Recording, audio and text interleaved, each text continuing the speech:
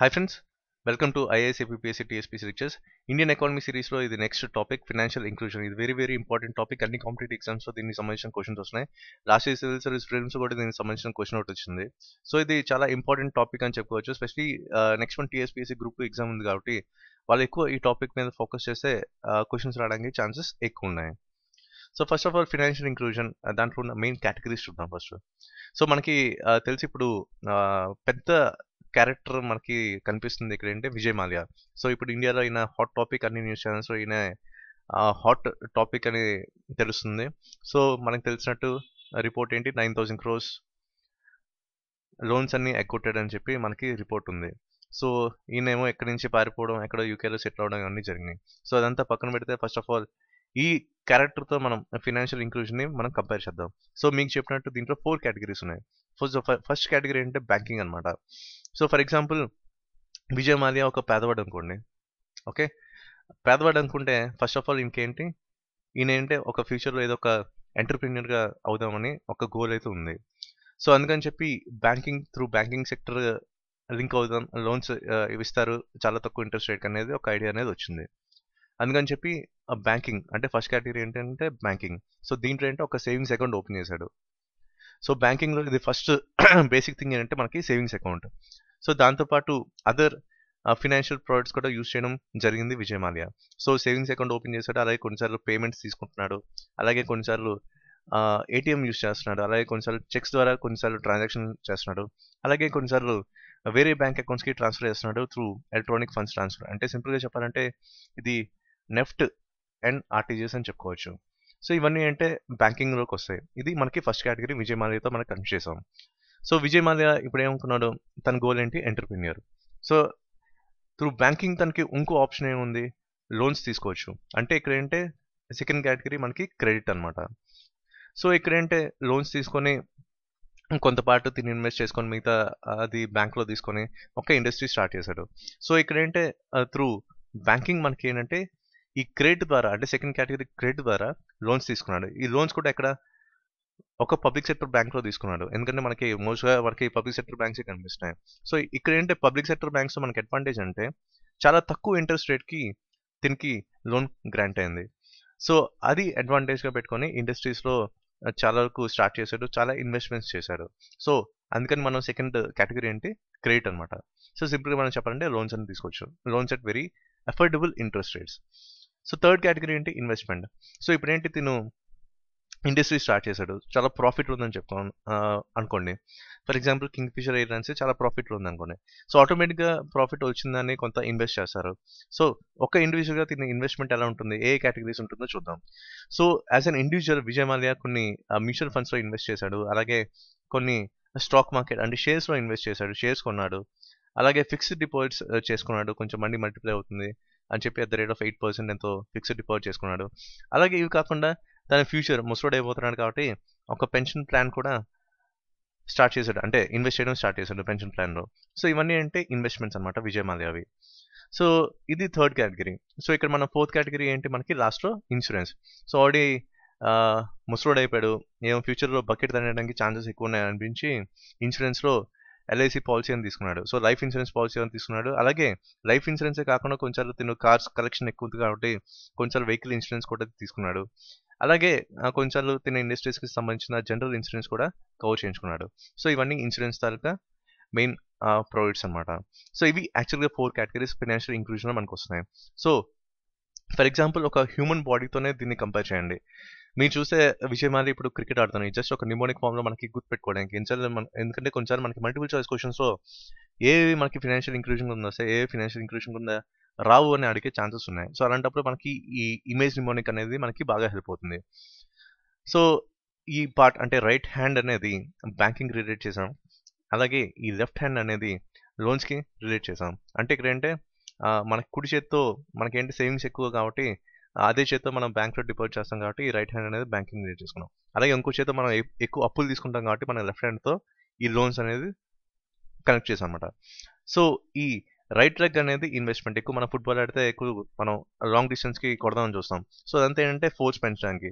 అలాగే money multiply చేయడం కూడా ఈ రైట్ లెగ్కి మనం ఈ ఇన్వెస్ట్మెంట్కి కనెక్ట్ చేసాం అనమాట.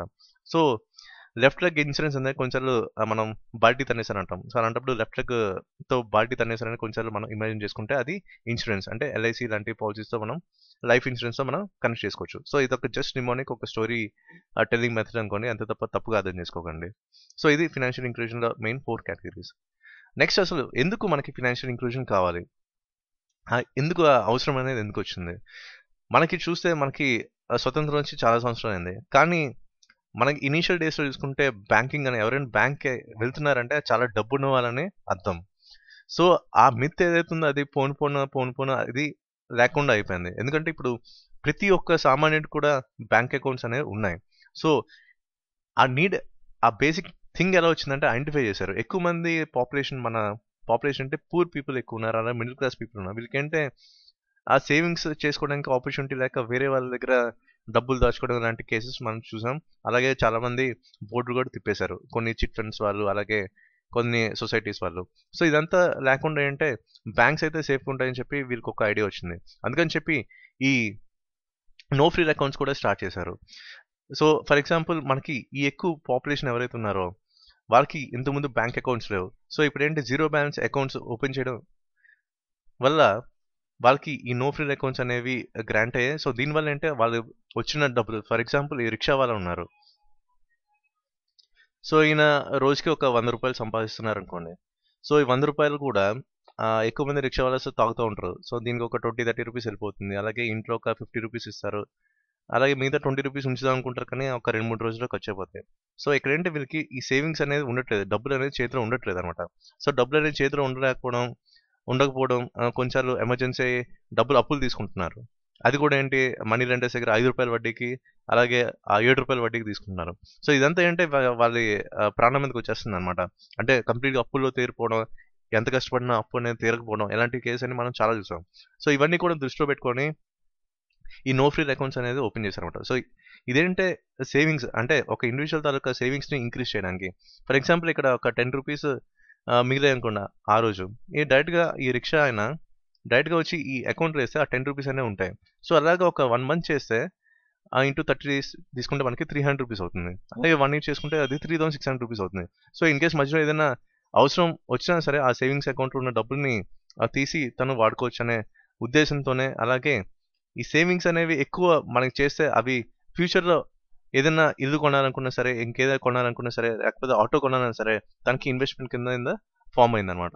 సో, ఇదంతా ఇది నో ఫ్రిల్ అకౌంట్స్ తాలూకా మెయిన్ అడ్వాంటేజ్. నెక్స్ట్ ఈ ఫైనాన్షియల్ ఇంక్లూజన్ తాలూకా మెయిన్ పర్పస్ కూడా అంతే. సో, ఇప్పుడేంటంటే అందరికీ బ్యాంక్ అకౌంట్స్ ఉన్నాయి. అందరికీ ఈ సేవింగ్స్ అనేది అలవాటు చేసుకుంటున్నారు. ఈ ప్రధానమంత్రి జన్‌ధన్ యోజన స్కీమ్ వచ్చిన తర్వాత. ఇంకోటేంటంటే ఇంకో పర్పస్ ఏంటంటే మీకు ఆల్రెడీ చెప్పినట్టు ఎక్కడ ఫైనాన్షియల్ ఇన్‌స్టెబిలిటీ అనమాట.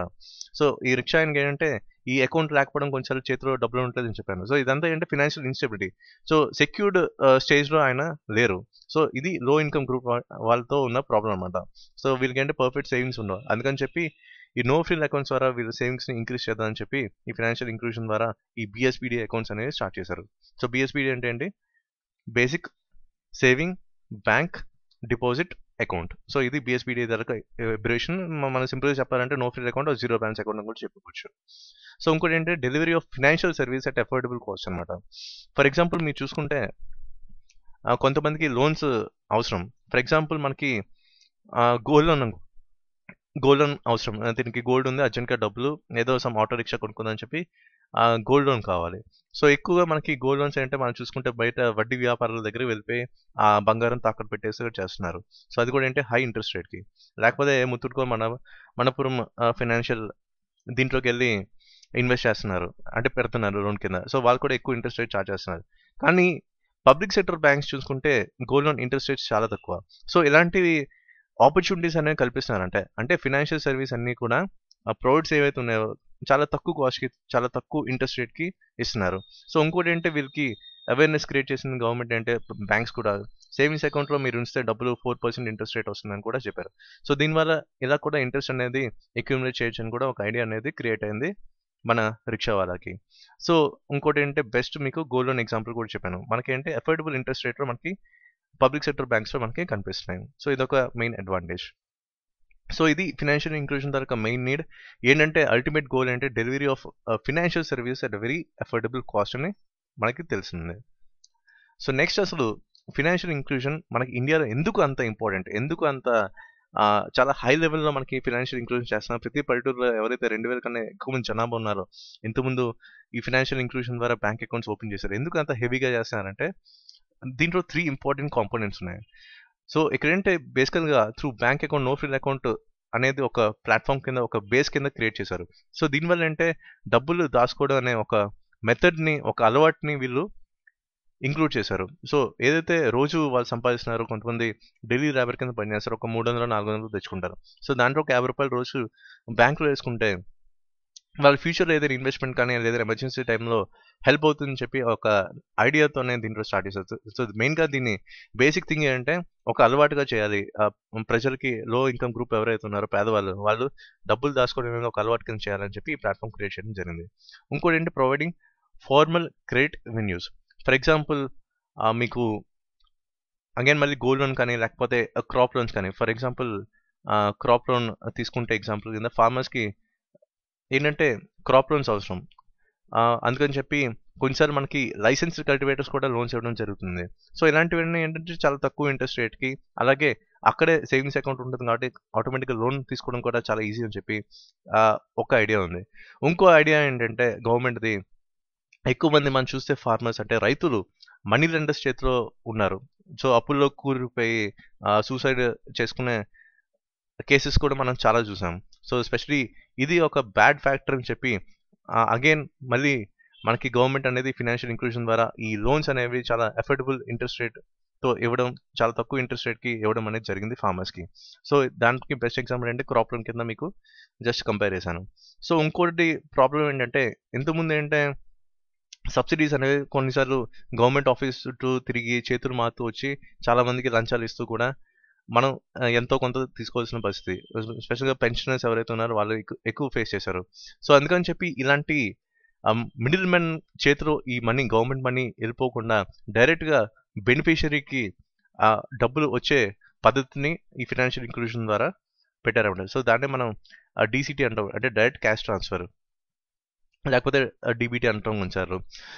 సో ఇది మెయిన్గా ఏంటంటే మధ్యవర్తుల చేతిలో ఈ డబ్బులు అనేవి వెళ్లకుండా డైరెక్ట్గా బెనిఫిషరీకి వచ్చే మెథడ్ని ఈ ఫినాన్షియల్ ఇంక్లూజన్ ద్వారా స్టార్ట్ చేయడం జరిగింది. సో ఇవి మెయిన్గా 3 కాంపోనెంట్స్. సో ఇది మనం సింపుల్గా ఎలా గుర్తుపెట్టుకోవచ్చు అంటే, ఫర్ ఎగ్జాంపుల్ ఇప్పుడు చూడండి, ఇక్కడ మీరు రైతులను చూస్తున్నారు. సో వీళ్ళకేంటే ఫస్ట్ వచ్చిన డబ్బులు, ఒక రైతు వచ్చిన పంటలో కొంత డబ్బులు మిగిలాయి. సో అందుకని చెప్పి కొంత బ్యాంక్ అకౌంట్ వేసుకున్నారు. సో ఈ రైతు అంటే జస్ట్ సేవింగ్స్ చేసుకుంటున్నాడు. సో ఇది ఫస్ట్ మెయిన్ కాంపోనెంట్ మనకి ఫినాన్షియల్ ఇంక్లూజన్లో. సో ఇక్కడ ఏంటంటే సెకండ్ ఫినాన్షియల్ ఇంక్లూజన్లో మెయిన్ కాంపోనెంట్ మనకి క్రెడిట్. సో ఇక్కడ ఏంటంటే రైతు మళ్ళీ పంట వేయడానికి మళ్ళీ మనకి బ్యాంక్ నుంచి ఈ లోన్ తీసుకుంటున్నాడు, క్రాప్ లోన్ తీసుకున్నాడు. సో అందుకని చెప్పి సెకండ్ పిల్లర్ మనకి ఏంటి, సెకండ్ కాంపోనెంట్ క్రెడిట్ అనమాట. సో థర్డ్ ఏంటంటే మనకి గ్యాస్ సబ్సిడీ. సో ఇంతకుముందు సబ్సిడీస్ కానీ పెన్షన్స్ కానీ ఏంటంటే కొంతమంది మధ్యవర్తుల ద్వారా మనకి వచ్చేది. సో మనకేంటి బెస్ట్ ఎగ్జాంపుల్ సబ్సిడీ ఫామ్లో మనం చెప్పుకోవాలంటే గ్యాస్ సబ్సిడీ అనమాట. సో ఈ మూడవ రైతు అంటే దానికి గ్యాస్ సబ్సిడీ వచ్చింది, డైరెక్ట్ అకౌంట్లో పడింది, అందుకని చెప్పి అకౌంట్ నుంచి తీసుకోవడానికి రెడీ ఉన్నాడు. సో ఇది మెయిన్గా మీరు ఒక ఇమేజ్ ఫామ్లో మనం ఈజీగా గుర్తుపెట్టుకోవచ్చు ఈ 3 కాంపోనెంట్స్ని. నెక్స్ట్ అసలు ఆర్బీఐ తాలూకా మెయిన్ రోల్ ఏంటి ఫినాన్షియల్ ఇంక్లూజన్లో. సో వీళ్ళు ఏంటంటే ఈ జీరో బ్యాలెన్స్ అకౌంట్స్, అన్ని పబ్లిక్ సెక్టర్ బ్యాంక్స్, అన్ని బ్యాంక్స్లో కూడా ఈ BSBD accounts and basic saving bank deposit accounts లేకపోతే నో ఫ్రిల్ అకౌంట్స్ని ఓపెన్ చేయడం జరిగింది. సో ఇది కూడా మనకి ప్రధానమంత్రి జన్ధన్ యోజన ఇది లాంచ్ చేసిన తర్వాత చాలా ఎక్కువ అకౌంట్స్ ఓపెన్ చేయాలి. సో దీని ద్వారా మనకి ఏంటంటే జన్ధన్ యోజన ద్వారా మనకి ఈ నో ఫ్రిల్ అకౌంట్స్ అనేవి చాలా హై లెవెల్లో ఓపెన్ అయ్యాయి. అన్ని బ్యాంక్స్ కూడా చాలా బిజీ అయ్యాయి ఆ టైంలో. సో అదొక పెద్ద అడ్వాంటేజ్, పెద్ద పాజిటివ్ థింగ్ మనకి వచ్చింది త్రూ ఈ ఫినాన్షియల్ ఇంక్లూజన్ ద్వారా. నెక్స్ట్ ఇంకోటి అంటే బిజినెస్ కరెస్పాండెంట్. సో ఎవరైతే 2000 అంతకన్నా ఎక్కువ జనాభా ఉన్న విలేజ్లో స్పెషల్గా బిజినెస్ కరెస్పాండెంట్స్ని అపాయింట్ చేయడం జరిగింది. లైక్ 2011 ఆ టైంలో కూడా నేను చూడడం జరిగింది. సో ఇక్కడ ఏంటి బీసీస్ అంటారు షార్ట్లో. సో ఈ బీసీస్ అంటే అక్కడ ఉన్న సేవింగ్స్ అంటే డబ్బులు, క్యాష్ డిపాజిట్ కానీ క్యాష్ విత్డ్రాల్ కానీ ఈ ట్రాన్సాక్షన్స్ అని ఈయన చూస్తారనమాట. సో వీళ్ళు కూడా కొంత కమిషన్ ఉంటుంది. జస్ట్ ఒక్కొక్క ట్రాన్సాక్షన్కి 80 పైసా, ₹1 పే చేస్తారనమాట బిజినెస్ కరెస్పాండెంట్స్కి బ్యాంక్స్. నెక్స్ట్ ఇంకోటి ఏంటంటే ఎలక్ట్రానిక్ బెనిఫిట్స్ ట్రాన్స్ఫర్. సో డైరెక్ట్గా బెనిఫిషరీకి వచ్చేస్తుంది సబ్సిడీ కానీ ఏదైనా ఉంటే కానీ, గ్యాస్ సబ్సిడీ కానీ డైరెక్ట్గా ఈ ఎలక్ట్రానిక్ బెనిఫిట్స్ ట్రాన్స్ఫర్ మెథడ్లో వస్తున్నాయి బెనిఫిషరీకి. సో ఇవి మెయిన్గా ఆర్బీఐ తాలూకా మెయిన్ రోల్ ఫినాన్షియల్ ఇంక్లూజన్లో. సో ఇప్పటి వరకు చూసుకుంటే ప్రెసెంట్ ప్రోగ్రెస్ చూద్దాం. అంటే రీసెంట్ రిపోర్ట్స్ మనకి సెప్టెంబర్ 2015 రిపోర్ట్ తీసుకుంటే మనకి పర్ఫెక్ట్గా వస్తుంది. మార్చ్ ఇంకా అవ్వలేదు కాబట్టి మనం సెప్టెంబర్ 2015 రిపోర్ట్ తీసుకున్నాం. సో ఈ బిఎస్బిడి అకౌంట్స్ కూడా ఫుల్ ఫ్లెజ్గా ఓపెన్ అయ్యాయి, చాలా ఎక్స్టెన్సివ్గా ఓపెన్ అయ్యాయని చెప్పుకోవచ్చు. దాంతోపాటు ప్రధానమంత్రి జన్ధన్ యోజన కూడా దీనికి లింక్ అయి ఉంది కాబట్టి ఇది బాగా హెల్ప్ అయింది ఈ నో ఫ్రిల్ అకౌంట్స్ ఓపెన్ చేయడంలో. సో ఇప్పటికి తీసుకుంటే సెప్టెంబర్ 2015కి మొత్తం 441 మిలియన్ అకౌంట్స్ ఓపెన్ అయ్యని తెలుస్తుంది. నెక్స్ట్ బ్యాంకింగ్ అవుట్లెట్స్ కూడా చాలా హై లెవెల్లో ఇంక్రీజ్ అయ్యాయి. ఇది ప్రెసెంట్ ఏంటంటే మనకి సెప్టెంబర్ 2015 రిపోర్ట్ ప్రకారం 5,67,530 ఉన్నాయి. అలాగే బిజినెస్ కరెస్పాండెంట్ తరక మెయిన్ ట్రాన్సాక్షన్స్ ఏంటంటే 359 మిలియన్ అయ్యాయని తెలుస్తుంది. సో ఓవరాల్ చూసుకుంటే లాస్ట్ ఇయర్ మార్చ్ 2015 నుంచి సెప్టెంబర్ 2015కి యావరేజ్గా ఒక 1.5% 2% ఇంక్రీజ్ మనకి కనిపించింది. నెక్స్ట్ ఏంటంటే ఇక్కడ స్పెషల్గా ఇక్కడ రూరల్ బ్రాంచెస్ గురించి మాట్లాడుకోవాలి. సో ఇది ఏంటంటే ఈ బ్రిక్ అండ్ మోటార్ బ్రాంచెస్ అంటే ఏవైతే పల్లెటూరులో మనకి బ్యాంక్స్ కనిపిస్తున్నాయో బ్రాంచెస్, అవన్నీ అంటే కంప్లీట్ ఇంటిగ్రల్ కాంపోనెంట్ అనమాట ఫైనాన్షియల్ ఇంక్లూషన్కి. సో ఆ రూరల్ బ్రాంచెస్ అనేవి బాగా హెల్ప్ అవుతున్నాయి, ఒక అవేర్నెస్ అనేది క్రియేట్ చేస్తున్నాయి పబ్లిక్కి. సో దానివల్ల కూడా ఈ బ్యాంకింగ్ సెక్టర్ దగ్గర ఎక్స్పాన్షన్ అనేది జరుగుతుంది. సో ఇదేంటే కంప్లీట్గా ఏంటంటే బ్యాంకింగ్ పెనిట్రేషన్ అనేది ఆన్ ద అదర్ సైడ్ మనకి ఇంక్రీజ్ అవుతుందని తెలుస్తుంది. నెక్స్ట్ టార్గెట్ ఏంటంటే వీళ్ళకి 2017కి విలేజ్ ఏవైతే ఉన్నాయో 5,000 పాపులేషన్ అంతకన్నా ఎక్కువ, ఆ చుట్టుపక్కల ఆ విలేజ్లో కనుక ఏదైనా బ్యాంక్ తాలూకా బ్రాంచ్ లేకపోతే అవన్నీ ఐడెంటిఫై చేసి అక్కడ కూడా బ్యాంక్స్ని ఎస్టాబ్లిష్ చేయడం జరుగుతుంది. సో ఇది కూడా గోల్ కింద పెట్టుకున్నారు, 5,000 అంతకన్నా ఎక్కువ. సో ఇది మెయిన్గా డెడ్ లైన్ ఎప్పటికంటే మార్చ్ 31, 2017 కల్లా ఇది ఫినిష్ చేయాలని వీళ్ళు గోల్ కింద పెట్టుకున్నారు.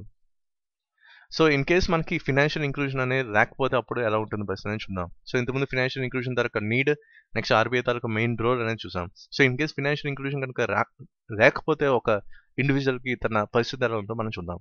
ఫర్ ఎగ్జాంపుల్ నేను చూసుకుంటే ఖమ్మంలో నాతో పాటు ఉన్నాడు కాళే రవి అని, చాలా పేదవాడు అనమాట. అంటే ఇల్లు కట్టుకోవడానికి, నెక్స్ట్ ఫుడ్ కూడా మనకి రేషన్ బియ్యం ఇలాంటివి దీని మీద ఎక్కువ డిపెండ్ అవుతున్నారు. సో రీసెంట్గా ఇది ఒక కేస్ స్టడీ కింద తీసుకోండి, ఒక లైవ్ ఎగ్జాంపుల్ నేను కల్లారా చూసింది ఇది. So in case financial inclusion కానీ ఒక ఇండివిజువల్కి రాకపోతే ఒక పరిస్థితి, వాళ్ళ కుటుంబ పరిస్థితి ఎలా ఉందో చెప్పడానికి మాత్రం ఈ కేస్ స్టడీ కింద తీసుకున్నాను. సో రీసెంట్గా వాళ్ళ ఫాదర్ చనిపోవడం జరిగింది. సో కంప్లీట్గా ఏంటంటే అప్పటికి అప్పులు ఉన్నాయి. సో ఫాదర్ చనిపోవడం వల్ల ఆ పెద్ద మనిషి ఎవరైతే కుటుంబ పెద్ద ఇన్కమ్ సోర్స్ ఆయన అనమాట. సో ఇన్కమ్ జనరేషన్ కూడా ఆయన వల్లే ఫ్యామిలీ అంతా రన్ అవుతుంది. ఇన్కమ్ అనేది హై లెవెల్లో ఉండేది కాదు, చాలా లో లెవెల్లో ఉండేది, జస్ట్ డైలీ లేబర్ కింద పనిచేసేవాళ్ళు. సో రీసెంట్గా వాళ్ళ నాన్నగారు చనిపోవడం జరిగింది. సో అప్పటి నుంచి అంటే ఇంకా వన్స్ సోర్స్ ఆఫ్ ఇన్కమ్ ఆగిపోతే ఆటోమేటిక్గా అప్పులు పెరిగిపోతాయి. సో ఆల్రెడీ కొన్ని అప్పులు ఉన్నాయి, ఇప్పుడు ఏంటంటే అప్పులు ఇంకా పెరిగిపోయి కనీసం ఆ కార్యం పనులు చేయడానికి కూడా డబ్బులు లేని పరిస్థితి. సో ఆ టైంలో కూడా డబ్బులు అప్పు తెచ్చుకుని చేసిన కేసు మనకి కనిపించింది. సో ఇన్ కేస్ ఇదే మనిషి ఇప్పుడు యూత్లో ఉన్నాడు, కానీ ఇన్ కేస్ వాళ్ళ ఇంట్లో ఒక పిల్లోడు కానీ ఉంటే ఆటోమేటిక్గా చైల్డ్ లేబర్ డెవలప్మెంట్ అనేది స్టార్ట్ అవుతుంది. సో చైల్డ్ లేబర్ కింద కన్వర్ట్ అవ్వాలి, ఎందుకంటే డబ్బులు సంపాదించాలి, కుటుంబం అంతా పనిచేయాలి కాబట్టి ఆటోమేటిక్గా పిల్లలు ఎవరైతే ఉన్నారో ఆటోమేటిక్గా మనకి ఈ చైల్డ్ లేబర్ కేసు అనేది స్టార్ట్ అవుతుంది. సో కొన్నిసార్లు మనకి చైల్డ్ లేబర్ అనే కాదు, కొన్నిసార్లు హ్యూమన్ ట్రాఫికింగ్ అలాగే క్రైమ్ రేట్ ఇంక్రీజ్ అవడానికి కూడా మనకు కనిపిస్తున్నాయి. సో ఎందుకు క్రైమ్ పెరుగుతుందంటే మేబీ ఇది ఇలాంటి కండిషన్స్ మనకి కనిపిస్తున్నాయి. ఎందుకంటే చేతిలో డబ్బులు లేకపోవడం, అప్పుల్లో కూరుకుపోవడం, ఇంకో మార్గం లేక కొన్నిసార్లు నెగిటివ్ పాత్రలోకి వెళ్ళడం. సో ఇలాంటివన్నీ మనకి కనిపిస్తున్నాయి. డ్రగ్ ట్రాఫికింగ్ కానీ, లేకపోతే హ్యూమన్ ట్రాఫికింగ్ కానీ, లేకపోతే చైల్డ్ లేబర్ కానీ, లేకపోతే క్రైమ్ ఇంక్రీజ్ చేయడం కానీ. సో ఇలాంటివి మనకి కనిపిస్తున్నాయి అన్నమాట. సో ఇంకో ఫెయిల్ ఏంటంటే యాక్చువల్గా ఇది ఫైనాన్షియల్ ఇంక్లూజన్లో వస్తుంది ఈ PMJJBY అని. కానీ ఇప్పుడు ఈ స్కీమ్స్ గురించి మాట్లాడుకోవాలంటే చాలా వరకు శాంక్షన్ అవ్వట్లేదు. మేబీ అది కరెక్ట్ ప్రొసీజర్ ద్వారా క్రియేట్ అవ్వకపోవడం, వెళ్ళకపోవడం, లేకపోతే బ్యాంకర్స్ ఎవరైతే ఉన్నారో వాళ్ళ ఇన్సూరెన్స్ కంపెనీస్కి సరైన వేలో ఫార్వర్డ్ చేయలేకపోవడం, ఇలాంటి కేసెస్ అన్ని మనకి ఫెయిల్యూర్స్ అనేవి కనిపిస్తున్నాయి. సో రీసెంట్గా వాళ్ళకి ఇది కూడా ఈ PMJJBY కూడా అంటే ప్రధానమంత్రి జీవన్ జ్యోతి బీమా యోజన కూడా శాంక్షన్ అవ్వలేదు. సో దీనివల్ల అంటే గవర్నమెంట్ సపోర్ట్ కూడా మనకి ఎక్కడ కనిపించలేదు. సో ఆటోమేటిక్గా ఈ డెబ్ట్స్ అనేవి ఇంక్రీజ్ అయిపోయాయి. ఇంకోటి ఏంటంటే ఫినాన్షియల్ ఇంక్లూజన్ లేకపోవడం వల్ల ఇలాంటి ప్రైవేట్ కంపెనీస్లో ఎక్కువ మంది ఇన్వెస్ట్ చేస్తారు. దాంట్లో మా ఫ్యామిలీ కూడా, అంటే మా ఫాదర్ ఆ టైంలో నాగార్జున ఫినాన్స్ కంపెనీలో ఇన్వెస్ట్ చేశారు, ఒక 10,000 ఎంతో. కానీ అదంతా స్కామ్ అయిపోయింది, ఇంతవరకు ఆ డబ్బులు కూడా రాలేదు. సో ఇదొక మెయిన్ ప్రాబ్లం. ఎక్కువ మంది ఏంటంటే ప్రైవేట్ ఫర్మ్స్ ఇన్వెస్ట్ చేయడానికి చూస్తారు. ఫర్ ఎగ్జాంపుల్ తిని కూడా ఏంటంటే వీళ్ళ ఫాదర్ అగ్రికల్చర్లో ఇన్వెస్ట్ చేశారు 5,000 ఎంతో, కానీ అది స్కామ్ అయింది, అది కూడా డబ్బులు రాలేదు. సో ఇది ఫినాన్షియల్ ఇంక్లూజన్ లేకపోతే ఇలాంటి బ్యాడ్ సిచ్యువేషన్స్ మనకి కనిపిస్తున్నాయి. ఒక కుటుంబం మొత్తం సఫర్ అయ్యడానికి ఛాన్సెస్ ఎక్కువ కనిపిస్తున్నాయి. సో ఇది ఫినాన్షియల్ ఇంక్లూజన్ లేకపోవడం వల్ల వచ్చే డిసడ్వాంటేజెస్. సో ఇది మనకి main case study. Next financial inclusion ఉంటే మనకి ఎలా ఉంటుంది, మన పాజిటివ్ థింగ్స్ అని. ఎక్కడ ఫినాన్షియల్ ఇంక్లూజన్ లేకపోవడం మనకి చాలా వరకు నెగిటివ్ థింగ్స్ మనం చూసాం. సో ఇక్కడంటే మనకి కంప్లీట్ పాజిటివ్ థింగ్స్ మనకు కనిపిస్తున్నాయి ఫినాన్షియల్ ఇంక్లూజన్ ఉంటే కనుక. సో ఇక్కడంటే మనకి సేవింగ్స్ అంటే ఆల్రెడీ మనం అకౌంట్ ఓపెన్ చేసాం, దాంట్లో డబ్బులు దాస్తున్నాం. ఫ్యూచర్లో ఆ డబ్బులు ఒక 1 lakh అయింది అనుకోండి, ఆటోమేటిక్గా మనం ఇన్వెస్ట్మెంట్ చేస్తాం. లేకపోతే చిన్న ఇల్లు కొనుక్కోవడం, లేకపోతే ఏదైనా వెహికల్ కొనుక్కోవడం, ఇలాంటివన్నీ ఉంటాయన్నమాట. సో ఆటోమేటిక్గా ఈ సేవింగ్స్ అనే ఇన్వెస్ట్మెంట్ కింద ఫామ్ అవుతుంది. అలాగే ఇది క్యాపిటల్ కింద కూడా ఫామ్ అవుతుంది.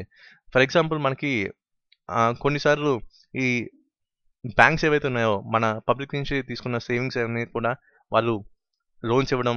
సో ఇదంతా ఏంటంటే క్యాపిటల్ కింద ఫామ్ అవుతుంది వాళ్ళకి. అలాగే మిగతా ఫీల్డ్స్లో కూడా మనకు కనిపిస్తుంది. సో ఇదంతా ఏంటంటే ఒక ఇండివిజువల్ కాకుండా ఒక బ్యాంకర్గా కూడా ఇది ఒక ఇన్వెస్ట్మెంట్ మెథడ్. అంటే ఓవరాల్గా ఎకానమీకి ఇది హెల్ప్ అవుతుందని చెప్పుకోవచ్చు. ఇంకోటి ఒక ఇండివిజువల్గా తీసుకుంటే ఫినాన్షియల్ స్టెబిలిటీ ఉంటుంది. ఆటోమేటిక్ సేవింగ్స్ ఎక్కడైతే ఉన్నాయో ఫినాన్షియల్ స్టెబిలిటీ కూడా మనకు కనిపిస్తుంది. సో ఇంతకుముందు మనం చూసామంటే లో ఇన్కమ్ గ్రూప్ వాళ్ళకి ఫినాన్షియల్ ఇన్స్టెబిలిటీ కంప్లీట్గా ఉందని మనకు తెలిసింది. సో వాళ్ళు ఇప్పుడేంటి సేవింగ్స్ ద్వారా కంప్లీట్ ఫినాన్షియల్ స్టెబిలిటీ అనేది దొరికింది. సో ఇలాంటప్పుడు మనకి ఎలాంటి క్రైమ్ లాంటి ఛాన్సెస్ మనకి కనిపించవు. మన ఫ్యూచర్లో కూడా ఫినాన్షియల్గా కొంతమంది స్ట్రాంగ్ అయితే ఎవరు ఎక్కువ క్రైమ్ చేయడానికి ఇంట్రెస్ట్ చూపించరు. మనకి ఫ్యూచర్లో ఈ టెర్రరిస్టులు లాగా కూడా మనకి కనిపించరు. లేకపోతే ఏ వీరప్పన్ లాంటి వాళ్ళు, లేకపోతే మావోయిస్టులు, నక్సలైట్లు మనకి రావడానికి ఛాన్సెస్ తక్కువ ఉన్నాయి. సో ఇంకోటి ఏంటంటే ఇంకో మెయిన్ బిగ్ అసెట్ అంటే ఉమెన్ ఎంపవర్మెంట్ జరిగింది. సో ఈ ఎస్హెచ్జీస్ ఫామ్ అవడం వల్ల వీళ్ళకి క్రెడిట్ ఫామ్లో అంటే లోన్స్ ఇవ్వడం జరిగింది బ్యాంక్. అలాగే వీళ్ళు కూడా ఇండివిజువల్గా కూడా చాలా డెవలప్ అయ్యారు. ఎందుకంటే చాలా కేసెస్ మనకి ఎస్హెచ్జీస్ సక్సెస్ అయ్యింది మనకు తెలుస్తుంది. ఎస్పెషల్లీ మనకి తమిళనాడులో మనకు కనిపించింది. సో అలాగా ఉమెన్ ఎంపవర్మెంట్ కూడా జరిగింది. సో ఇది మెయిన్ కేస్ స్టడీస్ మనకి ఫినాన్షియల్ ఇంక్లూజన్ ద్వారా వచ్చే పాజిటివ్ సైడ్ అనమాట. So thank you for watching this video, and please subscribe to our channel IAS, APPSC, TSPC lectures for more videos, and please like this video and please comment on this video. Thank you.